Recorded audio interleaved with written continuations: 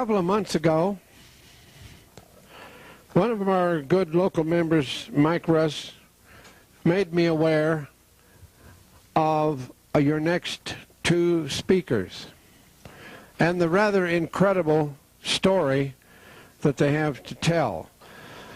The way he learned about Harry Hubbard and Paul Schaffranke is he picked up a copy of this magazine called Ancient American off of one of the books, out of one of the bookstores, of which this whole magazine is devoted to this subject, called, on the cover it says Ancient Gold in Illinois.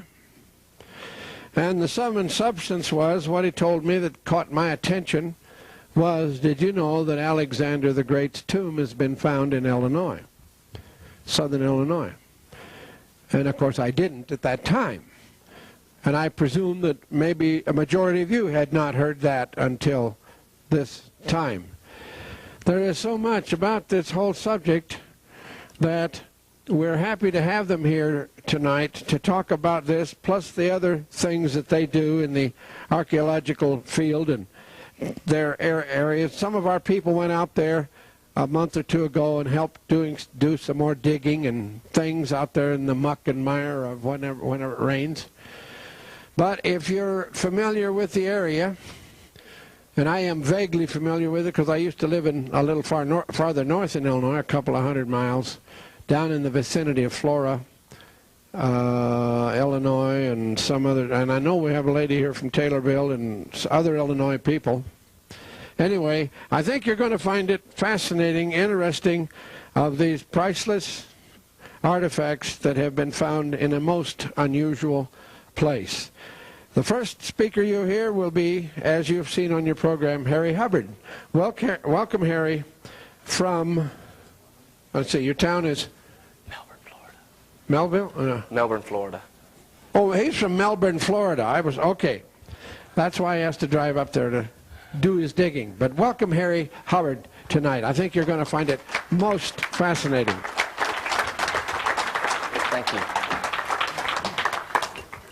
And first, I think it's appropriate to thank Dean, his lovely wife Phyllis, who coordinated with us over the phone. And I'd like to also recognize this gentleman back here, Mr. Mike Russ. Mike, would you please stand up? This guy has helped out on this Congress. He's helped us out tremendously, and he deserves a round of applause. He has helped us. He's definitely shared a major portion of the load. And I also would like to introduce my colleague, Paul Schaffranke, who will be speaking with you after I speak to you here for a minute. And basically how we met is I'm a collector. I'm a collector of maps, and that's how basically Paul and I met. And the fact that he was manager of the place that was framing the maps, he noticed all the Latin on these maps, and he's a natural for Latin, and he's the world's greatest epigrapher. He knows several different ancient languages, and he speaks probably about 6 languages fluently. So we are a traveling museum, and we're going to explain how we got here to Global and some of the other research. And we kind of didn't want to just elaborate entirely on the fact that we found Alexander the Great's tomb in southern Illinois, but we're going to talk about that in a little bit. But in our travels, we have brought here with us pretty much a small museum, and we wanted to show you some of the things we had and elaborate on them and kind of divert a little bit away from the typical norm. And first thing I want to show you is here we have, if we can put it up on the screen now, the first map. It's the oldest map in the world. It's the other one there. It's the oldest map in the world of the continent Atlantis. This is the only one in the Western Hemisphere. To date that we know of, there are only 4 of these extant in the world. The Vatican, of course, has one. And I think there's one in the Louvre. And we have 4 original Atlantis cultures in our collection, which is more than anyone except the Vatican that I know of. A couple of things about this peculiar map concerning Atlantis. It was printed in 1665 by a Catholic Jesuit priest named Athanasius Kircher. And this particular map is featured in several different books concerning Atlantis, probably over 100. And funny thing is, they all show the map of Atlantis.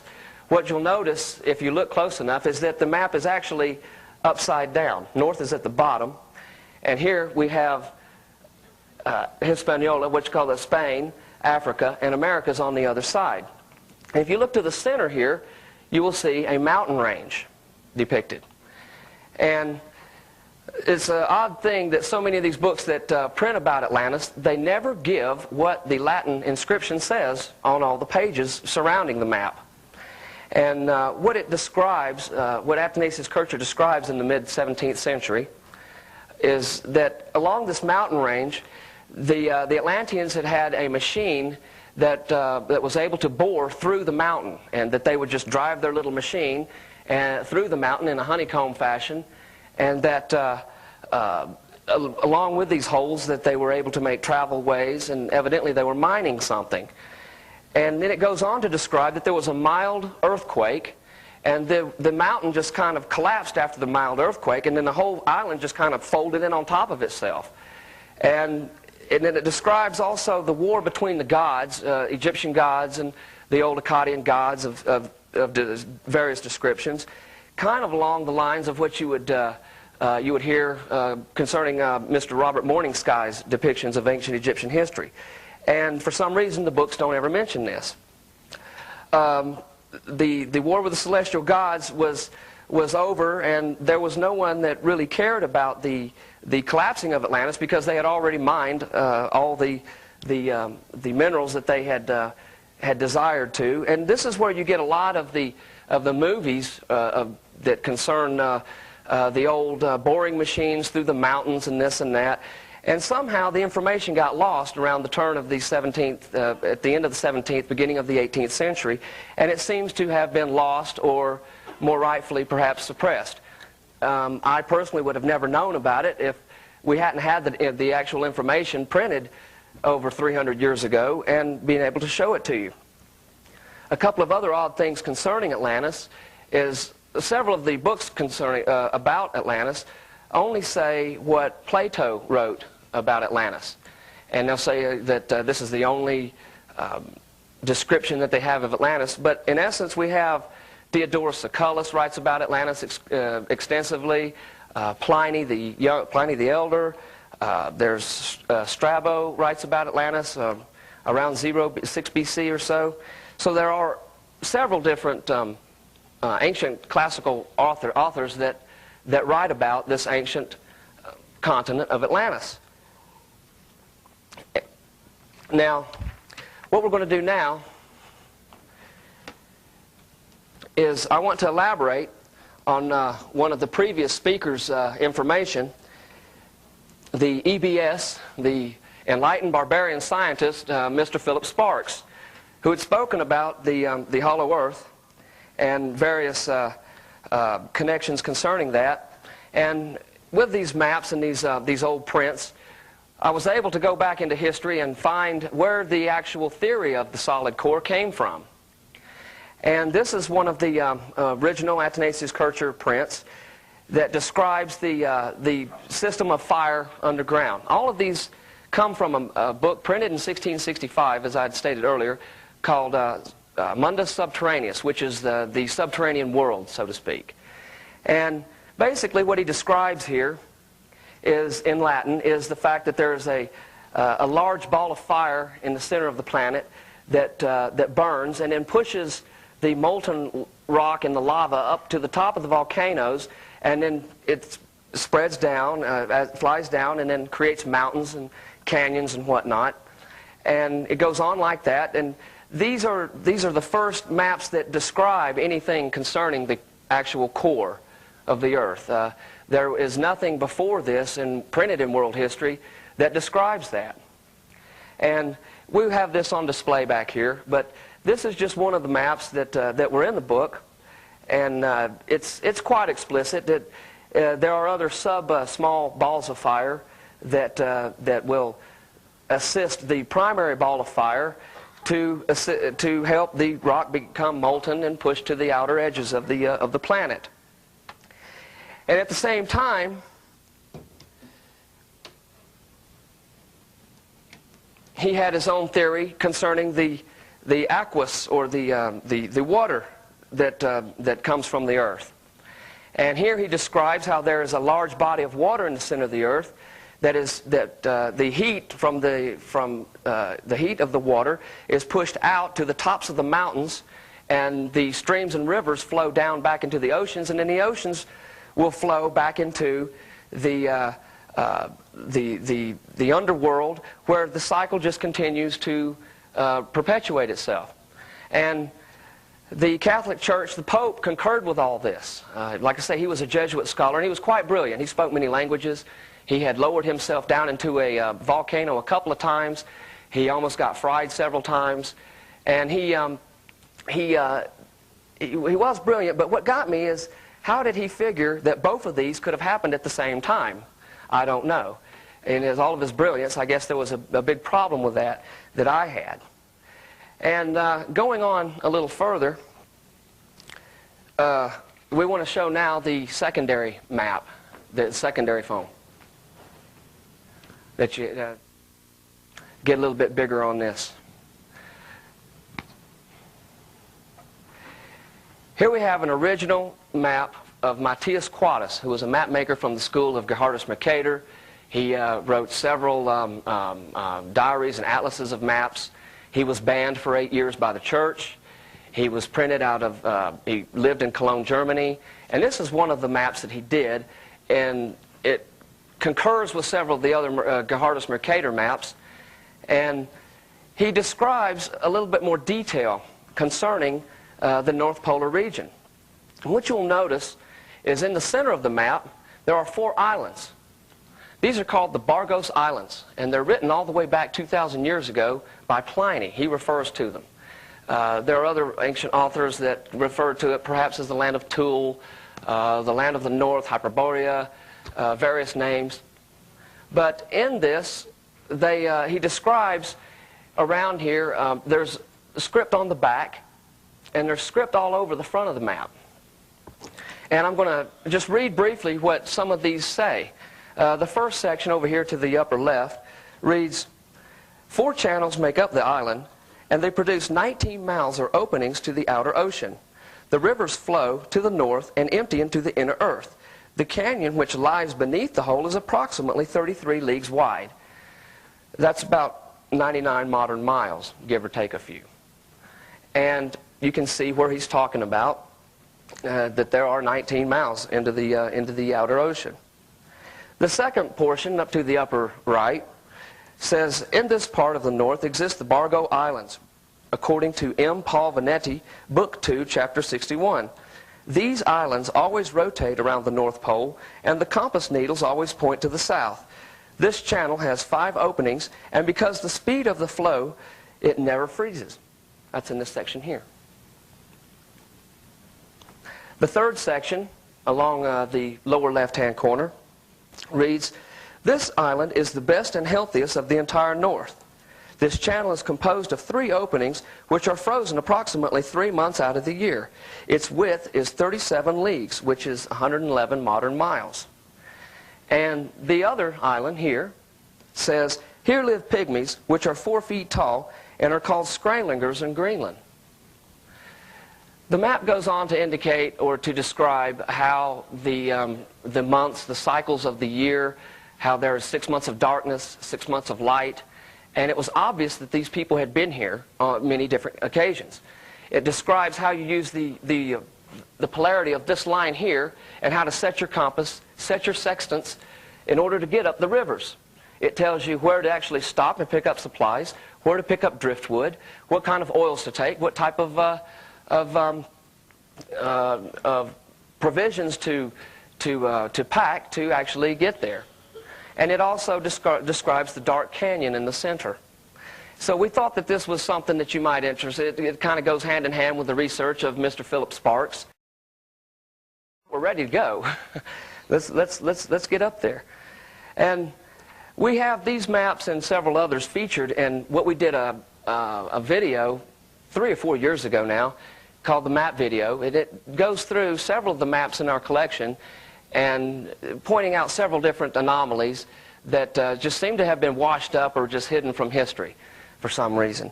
And we have that available back here. We figured that people might be interested in it, and when we saw on the itinerary that there were people speaking on the hollow earth theory, we kind of stumbled in it by accident, just because these old maps tell you how to get there. So we didn't make any of it up. It just seems to have happened. I also collect coins, currencies, and books. And I joined some underground or undercover, whatever you want to call them, off-the-wall book clubs. And one of the books I purchased was The Mystery Cave of Many Faces, written by Russell Burroughs and Fred Reedholm. And in this book, it describes how a guy found an ancient tomb or a cave that had these ancient crypts in it. There were 12 lesser crypts, one main crypt, and he goes on to describe how in the main crypt there was a gold coffin. And one of the 12 lesser crypts had a woman in it. Well, on as time proceeded, we looked at it, and Paul had looked at it, and he made some decipherments, and pretty much it indicates that the king, Alexander the Great, including the entire Ptolemaic dynasty, is buried in this crypt. And we have been hampered now for 3 years to get there. We're like 2 years behind on this project, simply because we found out that this gentleman who found, he's not a gentleman, he's really a rat, his name is Russell Burroughs. He's just recently moved to Fort Collins, Colorado. And we have his address and phone number on our website, and he really loves us for that. He's pulled guns on me, he's threatened to kill me and Paul, and it's really been a nightmare for the last 3 years. And what happened was he'd stolen several $1 million worth of gold, and he'd melted it down, and he'd looted literally thousands and thousands of artifacts, precious, artifacts that are extremely important for our world's history, and sold them off without ever telling the landowner and without ever taking anyone there, just making up lies. There have been many brilliant scholars that have gone before us and made brilliant deductions with the limited information that they had concerning this that almost nailed it. Paul was the first one to make accurate decipherments of the inscriptions, and other scholars had gotten a couple of words right here and there, but they never could put it together. They never could really figure out what had happened. We've been featured in several newspaper articles. The Ancient American, this entire magazine is dedicated to our research, and we have these available. Like he said, it's a back issue from March of this year, and it goes on to describe, it has several different decipherments in it, and between the book and the magazine, you get a real good view of what has happened and how we got involved in all this. And just recently, we have been contacted by Vanity Fair, and he said that the top reporter for Vanity Fair said that they wanted to do a feature magazine as well. So that could possibly happen later this year. But why does that bring us to global? Well, what happened is a quirk of nature or ancient history. There are about 20 tablets from this tomb that clearly indicate alien presence. Has pictures of aliens. One stone out of marble has what appears to be 3 or 4 grays singing or making noises of some sort. There are ships. There are reptilians, grays, other types of atmospheric suits with women in atmospheric suits holding the Ankh and scepter. We have several photographs here that you can see. And several stones that actually, in the inscription, describe what we would call today UFOs flying across the sky. And such a decipherment is featured in our Tomb Tape 4. We've made a series of tapes, probably 10 or 12 tapes concerning all this. And the best one, we call the tablet the Red Basket. It's featured on Tube Tape 4, and it's quite enlightening. Like I said, we didn't make it up. And the photo show video, which is also available, features several different alien-type tablets that are indicated. And we didn't make it up. And it wasn't strange to us that aliens were depicted on these rocks that are 2,000 years old. And there are several classical writers. Pliny the Elder, this is available from the Harvard University. He describes several different scenarios where you can read where he describes phenomena, or what they call in ancient times portents. And I'd like to read a couple of them for you here, just to give you some idea. This is taken from Book 2 of Pliny, in chapter 22. The tub star presents the shape of a cask, with a smoky light all around it. The horn star has the shape of a horn, like the one that appeared when Greece fought the decisive battle of Salamis. The torch star resembles glowing torches. The horse star, horses' manes, in very rapid motion and revolving in a circle. There also occurs a shining comet, whose silvery tresses or tassels glow so brightly that it is scarcely possible to look at it, and which displays within it a shape in the likeness of a man's countenance. So what I interpret out of that is Pliny's actually looking into some kind of window. He gives some more first-hand accounts. Continuing on, stars also come into existence at sea and on land. I have seen a radiance of a star-like appearance clinging to javelins of the soldiers on sentry duty at night in front of the rampart. And on a voyage, stars alight on the yards and other parts of the ship with a sound resembling a voice, which could be a hum, hopping from perch to perch in the manner of birds. These, when they come singly, are disastrously heavy and wreck ships, and if they fall into the hold, burn them. So here he's describing something that a light comes with a hum and zaps the boat and sinks the boat, which I think is pretty peculiar. And this is all written probably about 30-40 BC, AD. Continuing on, Book 2, chapter 57, we are told that during the wars with the Cimbri, a noise of clanging armor and the sounding of a trumpet were heard from the sky, and that the same thing has happened frequently, both before then and later. In the third consulship of Marius, the inhabitants of Ameria and Tudor saw the spectacle of heavenly armies advancing from the east and the west to meet in battle, those from the west being routed. It has often been seen, and is not at all surprising, that the sky itself catches fire when the clouds have been set on fire by an exceptionally large flame. Other ancient writers record portents, omens.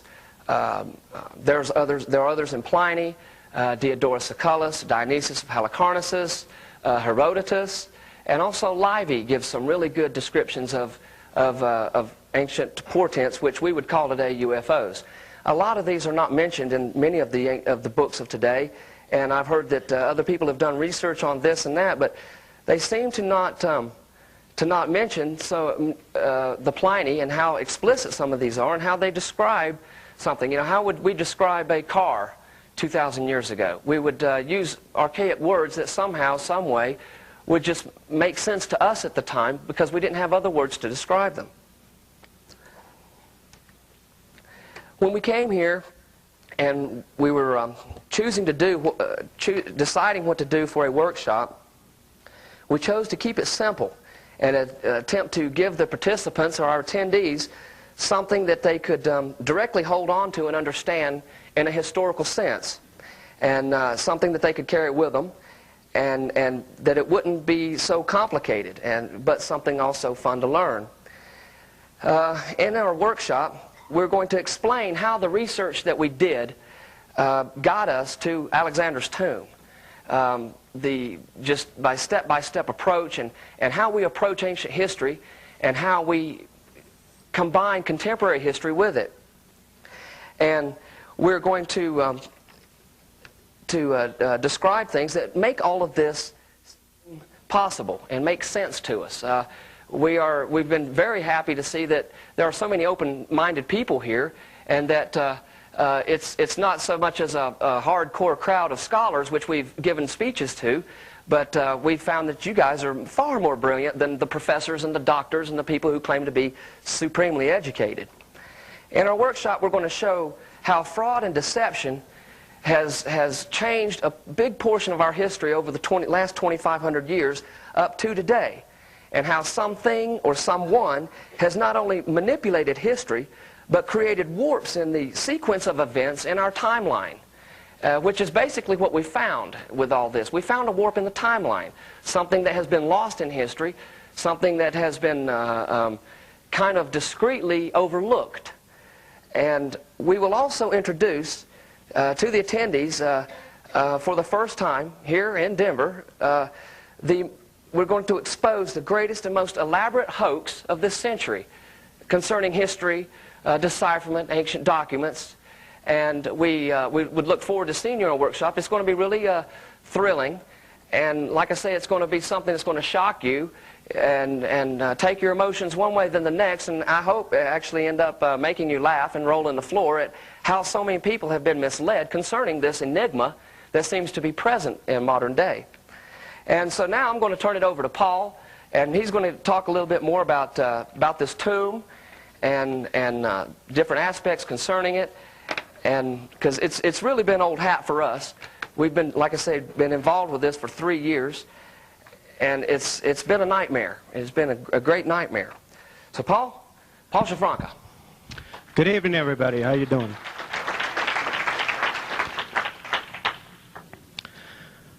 Well, it's been a nightmare.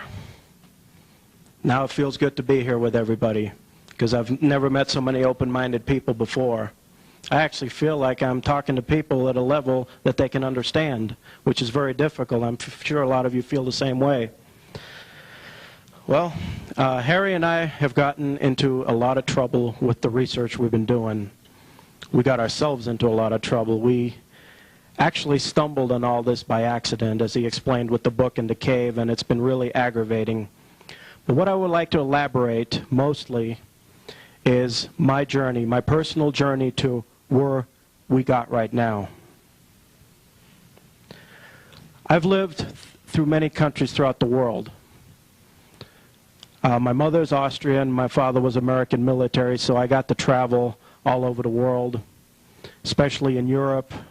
I lived in Europe in many states here in the United States, and got to learn many languages. By the time I was 3 years old, I spoke 3 languages fluently, which was Spanish, German, and English. I had no choice because I was thrown into a Spanish kindergarten and had no choice but to learn the language very quickly to survive. So it started that way. My grandfather, Franz Schaffranke, in Austria, was also a linguist. He studied ancient languages and he was a music professor. And he told me at a very young age, if you want to know everything you need to know about the world, any information to protect yourself, you need to study the ancient languages. He said, if you study the ancient languages, there's nobody that can deceive you. I was 7 years old at that time. I had no idea what he was talking about, but I would have had to learn the hard way to understand what was going on. It began when I went to a high school in Austria at the age of 14. It was the monastery of Stift Lambach. It was a Benedictine monastery in central Upper Austria. There was a school and a monastery next to it. The school was pretty much secular, but we were allowed to board at the monastery. This is where I started to do some of my research. I learned Latin and Greek. And the monastery was built in the 1200s. And it was very peculiar the way the priesthood was acting, because they acted to me like a secret society. And later on, I did find out that there were members of the old Knights Templars and a branch of the Thule Society. That monastery during the Second World War was a castle for the SS and the Knights Templars. It was also the school where Adolf Hitler went to as a small child. But I was privileged to go into the old libraries, and I was able to look at some very, very ancient books that date to like 500 AD. Worm-ridden, dusty, but I noticed a lot of the writing in there was just absolutely fascinating. It was so archaic, the Latin was archaic, it was all handwritten documents. And I said to myself, I would love to know what all this says. But I hadn't really gotten the chance to investigate everything at that time because I had my schoolwork to do. Well, coming back to the United States, I finished my senior year up in Dover, New Hampshire. Normal, was going for an electrical engineering degree, went to the University of New Hampshire and studied electrical engineering and picked up Russian. Also had an interest in Egyptian. I always was interested in history. I studied military history intensely, and I loved the subject. I started studying World War II, World War I, going far back. Ancient history, ancient military history in particular. The battles and the clashing of the swords just fascinated me. When I was studying all that, I started to notice some peculiarities. There were versions.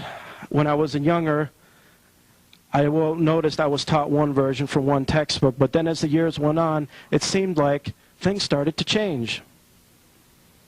And I kind of questioned it. I said, wait a minute, I remember reading something when I was 8 years old that's completely different than that. I said, well, maybe I'm going crazy, I'm forgetting of something. But I noticed a peculiar change.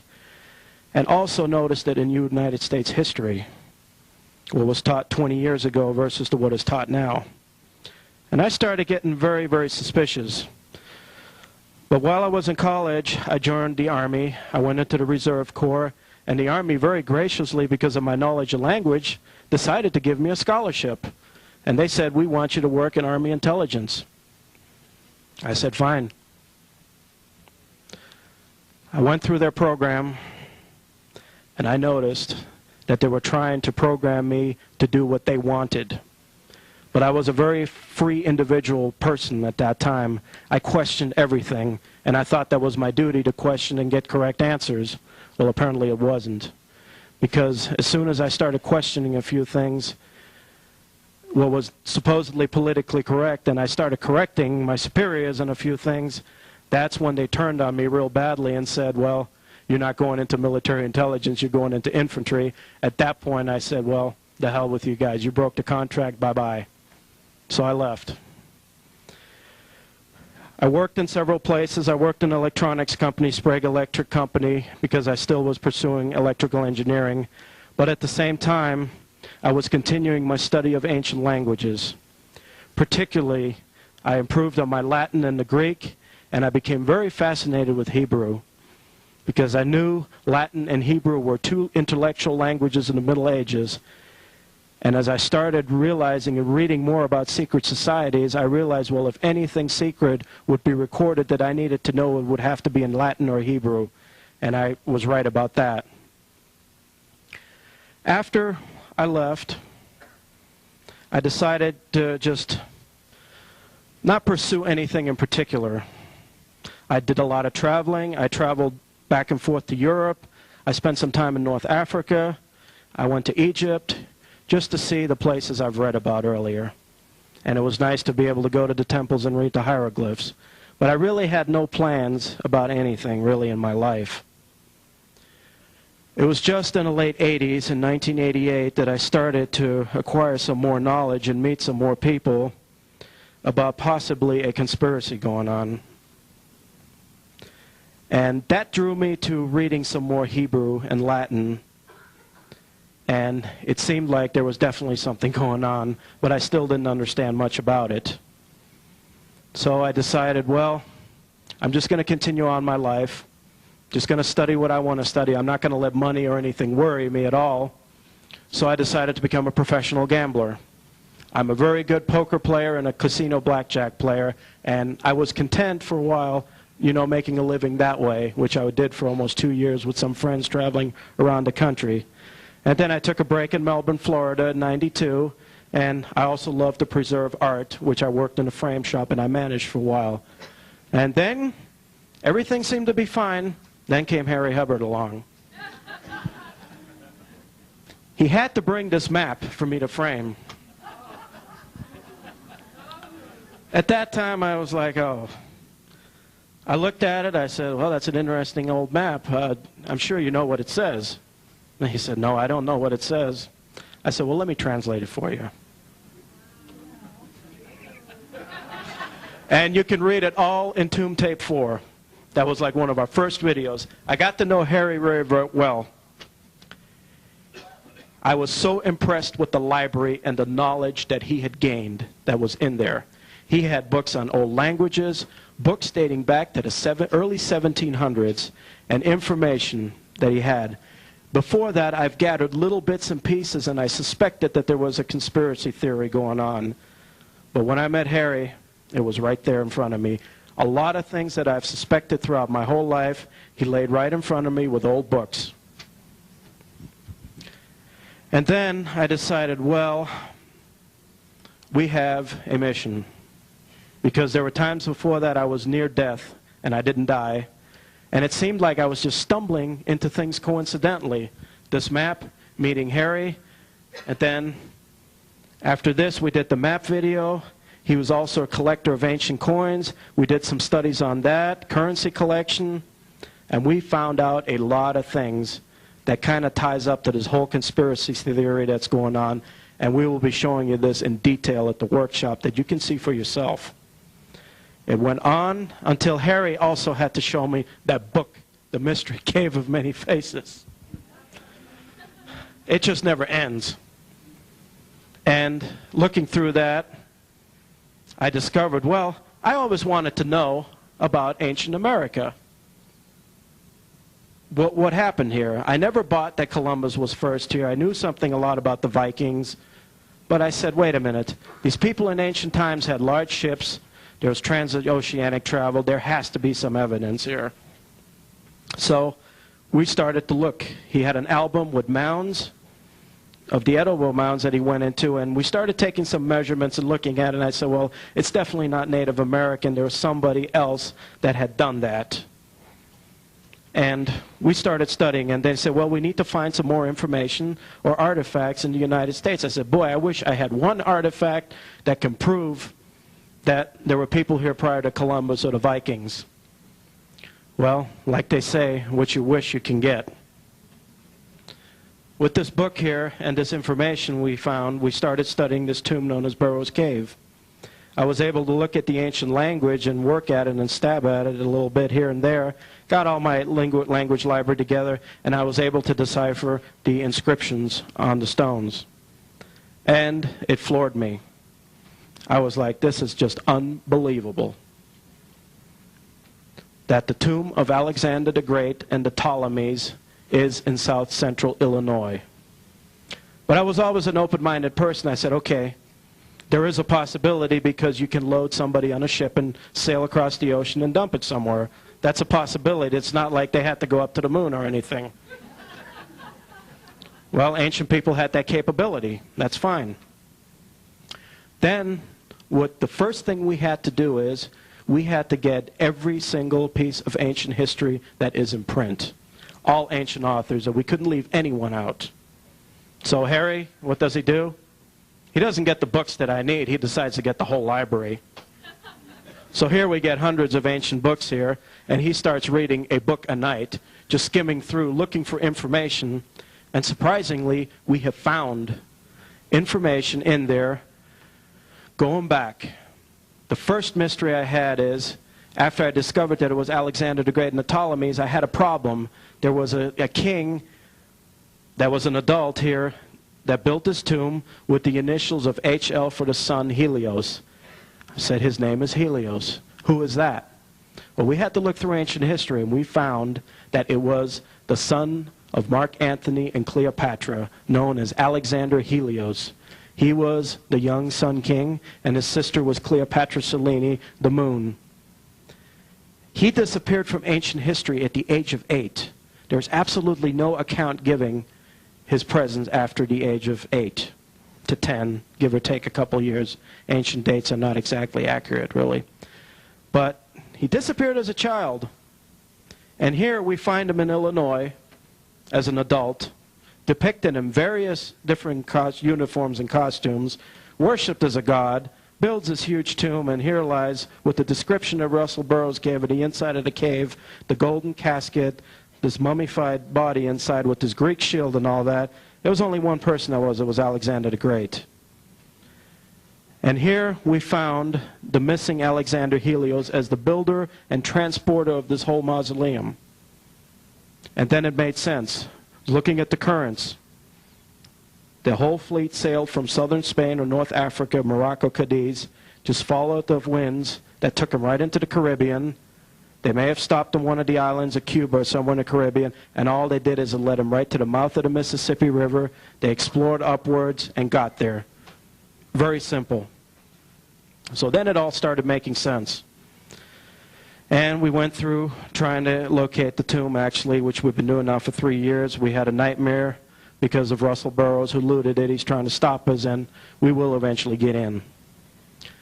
But this is one of the main things that we've discovered. Also, we looked through ancient history. Is there a single clue at all that indicates that they were brought over here? And after a lot of research, we did find it. And I will reveal that in the workshop because it goes into a lot of detail.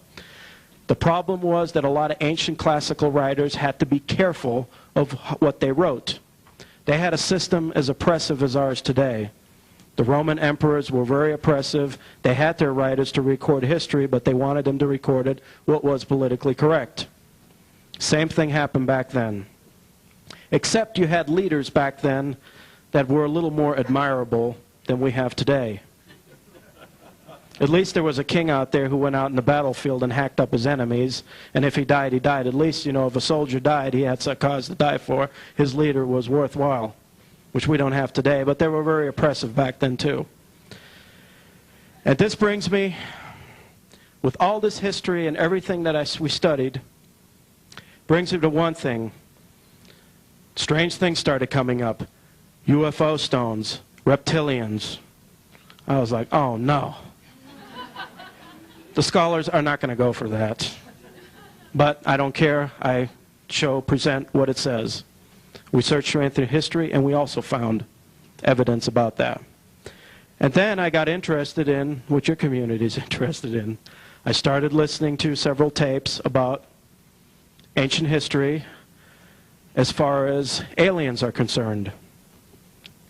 And I said, well, let's take a look at the aliens, the Syrians, the Orions, the reptilians, because obviously to me, after all studying everything, there always was a guiding force through history manipulating everything. It was obvious to me that that happened. Then I said, well, what do the ancients say?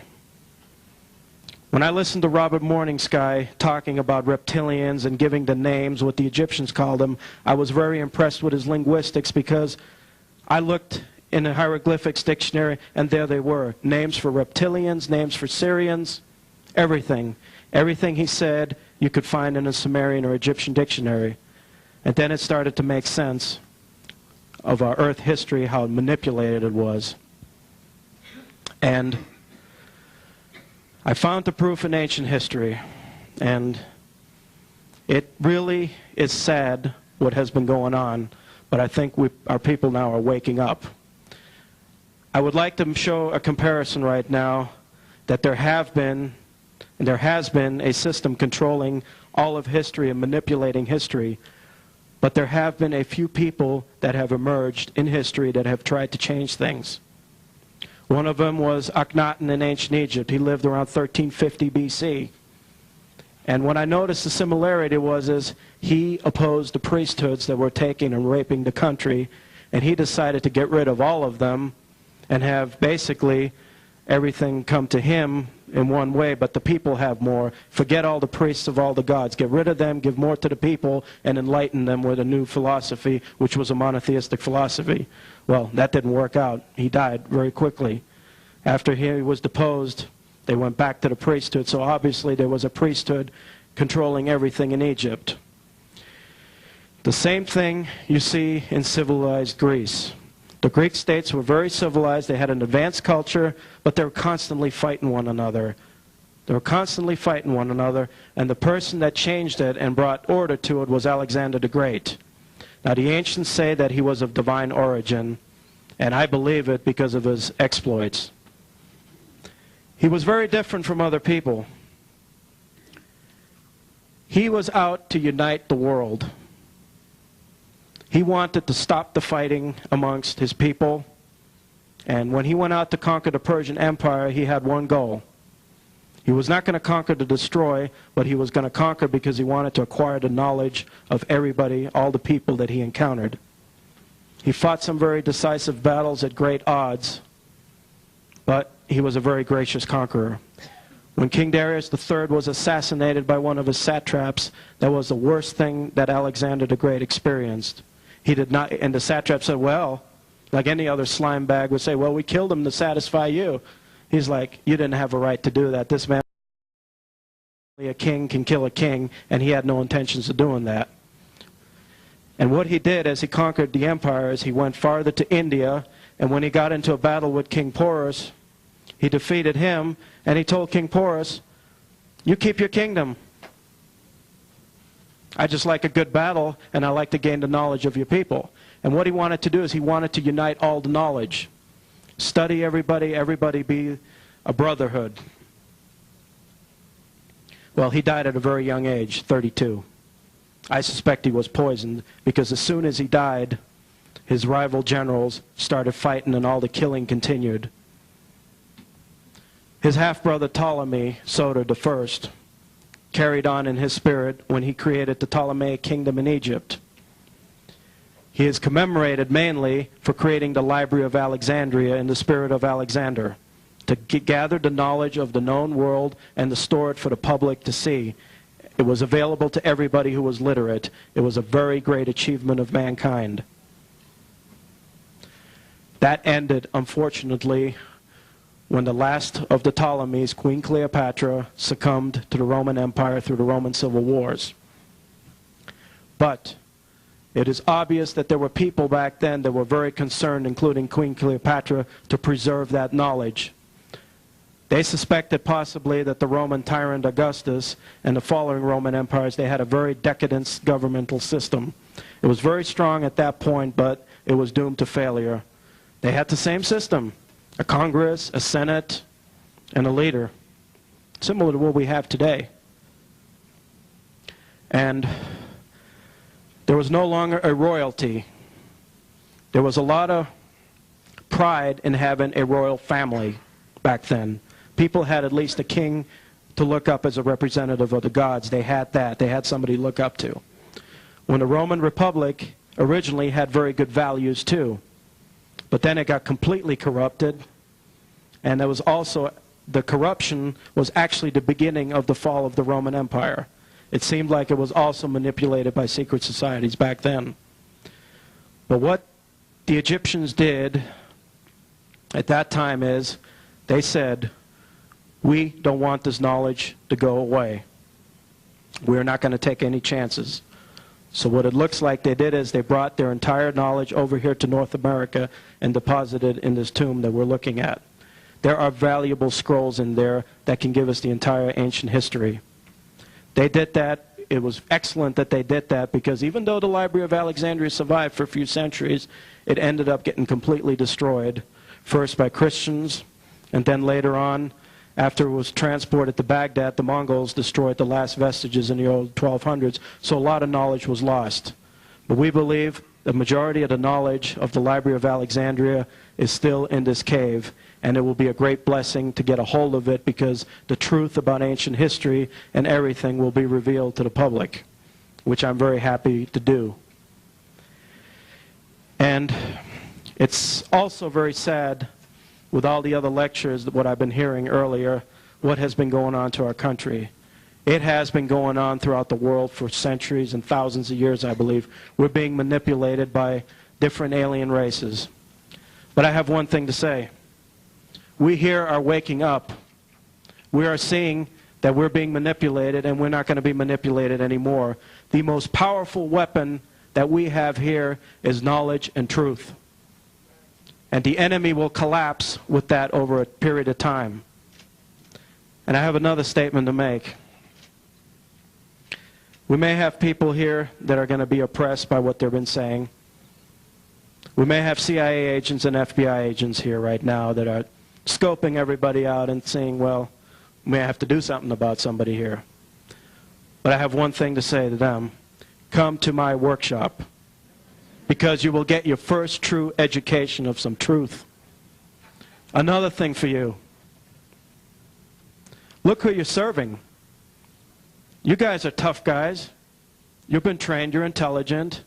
But I can't see anybody, especially me as a historian. I read about Alexander the Great, Julius Caesar, great generals that men died for. These men were the first to charge into battle and to risk their lives. I would be proud to serve a person like that. He's the first to go out to battle, to risk his life, and to accomplish something. But you people are serving a bunch of disgusting pedophiles in a shadow government that do not show themselves.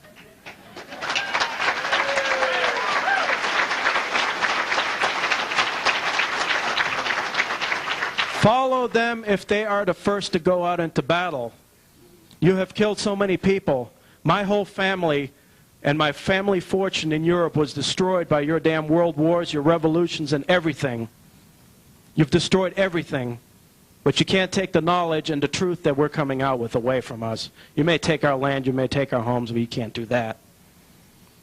And I ask you, join us. Stop serving these pedophiles. Join us. We welcome you. We know you're intelligent, but join us because the truth is a lot nicer than the falsehoods that you've been taught. And I offer you this for everybody, and including especially FBI and CIA agents. Come to the workshop. You are going to get an education that will, when you go back to your employers, you may think twice about what you're doing. And you may decide to just twist the system. Now, I hope you do that. Truth is very powerful.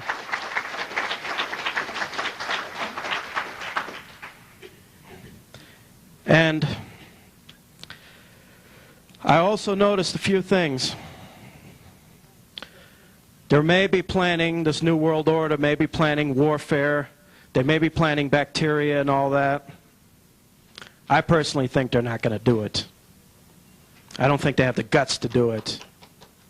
They may all be in the plans. I've heard about all the tanks and out there. Nobody is attacked yet because there's something going on that is keeping them from executing their plans. It's always getting foiled up.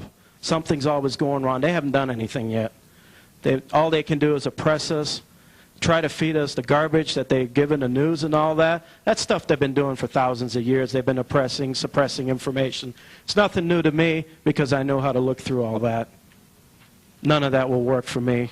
And if all you people come to the workshop, you're going to see the fraud that has been committed in history, how you have all been deceived over the centuries.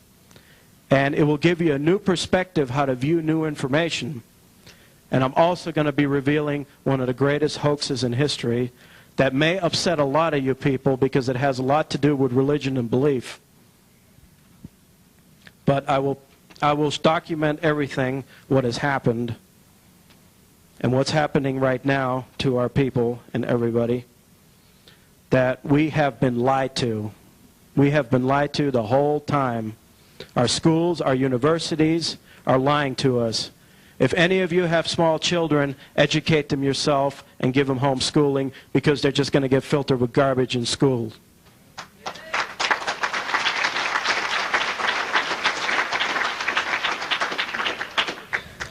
Do we have like 3 or 4 minutes or something? You can ask a question or two. 3 minutes.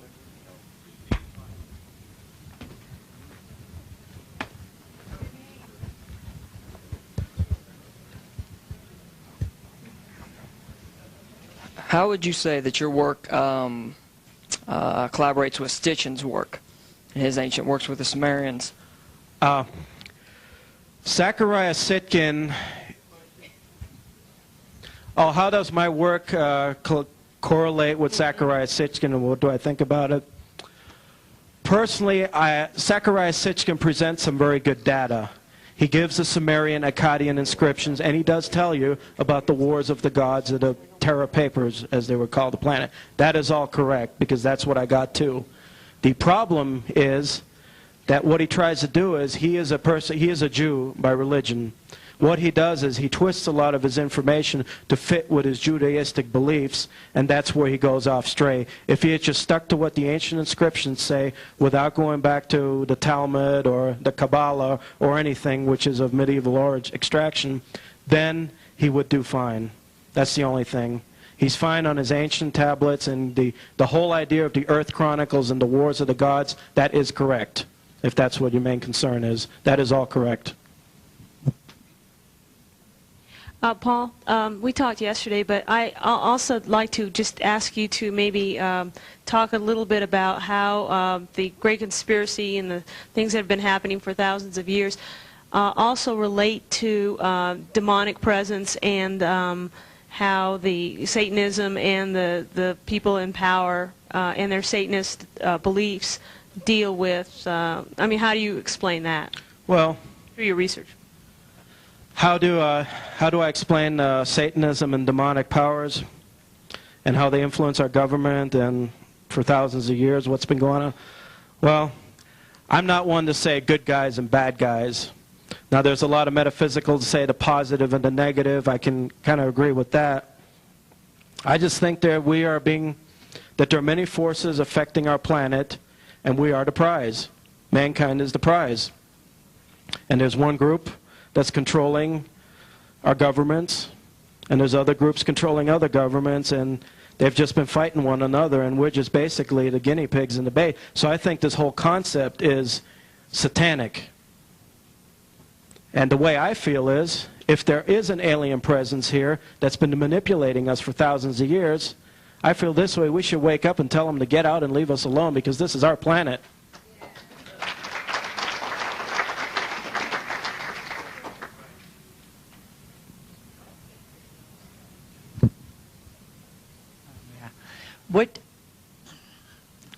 What do you feel about the aliens on the walls, the Greys, their position back then? The Greys, you find them in the Egyptian hieroglyphic dictionary, and if some of you have heard Robert Morningsky, he gives an excellent analysis about the Greys, and I've done the research myself, and I come up to the same conclusion. In Egyptian, the Greys are known by a word called the Shetu. In Egyptian hieroglyphs, it will show you the glyph that pronounces Shetu, and it's a little snake-like reptilian next to it, denoting a reptile or snake. As the definition of Shetu is, it's a small creature from the 7th star of Orion. That you will find in an Egyptian hieroglyphic dictionary. The verb Shetu means to abduct, to take away, to seize. In Egyptian legends, the Shetu were fine stonecutters and stonemasons. They had the freedom to do whatever they wished to manipulate mankind. From that, stonemasons and free, you get the old concept of the Freemasons, which are behind the power today. And the Greys still seem to be behind all the power today, so that's why I see a connection between the Greys and the Freemasons and all the secret societies that have been manipulating the world. And surprisingly, you find it in the Egyptian dictionary. That was a shock to me. Well, I guess time's up, so I enjoyed talking to you, and I'm really enjoying this conference, so thank you very much.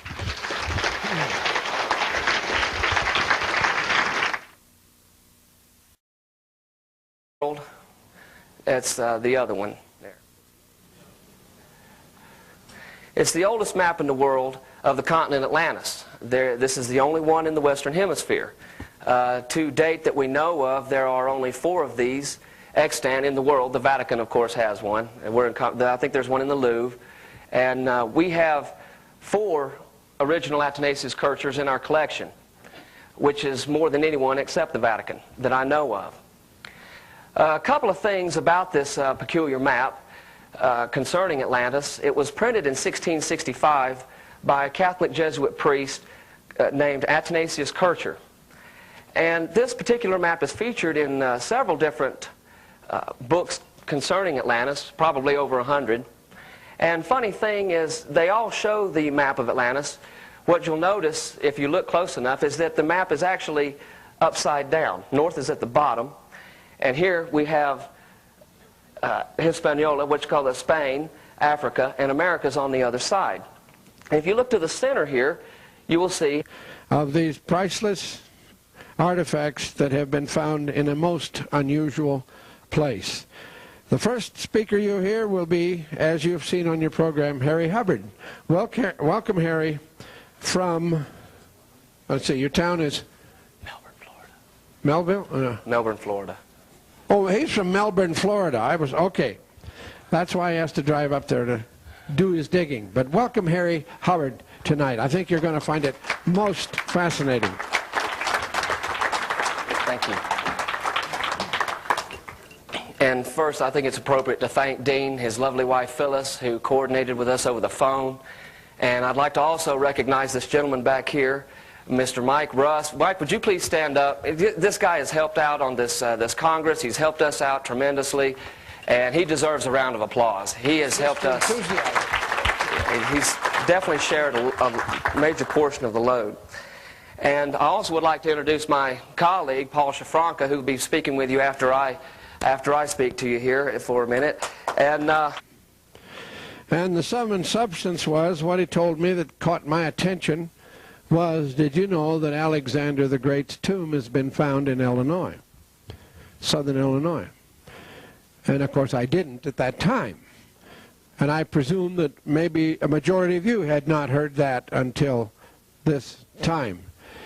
There is so much about this whole subject that we're happy to have them here tonight to talk about this, plus the other things that they do in the archaeological field and their areas. Some of our people went out there a month or two ago and helped do some more digging and things out there in the muck and mire of whenever it rains. But if you're familiar with the area, and I am vaguely familiar with it because I used to live in a little farther north in Illinois, a couple of 100 miles, down in the vicinity of Flora, Illinois, and some other, and I know we have a lady here from Taylorville and other Illinois people.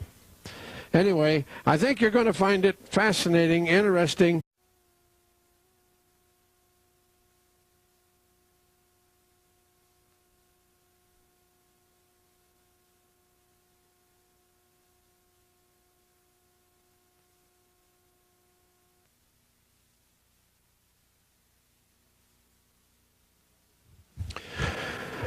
A couple of months ago,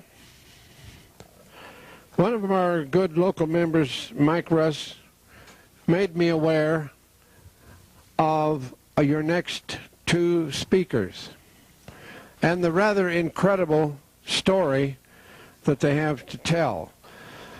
The way he learned about Harry Hubbard and Paul Schaffranke is he picked up a copy of this magazine called Ancient American off of one of the books, out of one of the bookstores, of which this whole magazine is devoted to this subject, called, on the cover it says Ancient Gold in Illinois. basically how we met is I'm a collector. I'm a collector of maps, and that's how basically Paul and I met. And the fact that he was manager of the place that was framing the maps, he noticed all the Latin on these maps, and he's a natural for Latin, and he's the world's greatest epigrapher. He knows several different ancient languages, and he speaks probably about 6 languages fluently. So we are a traveling museum, and we're going to explain how we got here to Global and some of the other research. And we kind of didn't want to just elaborate entirely on the fact that we found Alexander the Great's tomb in southern Illinois, but we're going to talk about that in a little bit. But in our travels, we have brought here with us pretty much a small museum, and we wanted to show you some of the things that we had and elaborate on them and kind of divert a little bit away from the typical norm. And first thing I want to show you is here we have, if we can put it up on the screen now, the first map. It's the oldest map in the world.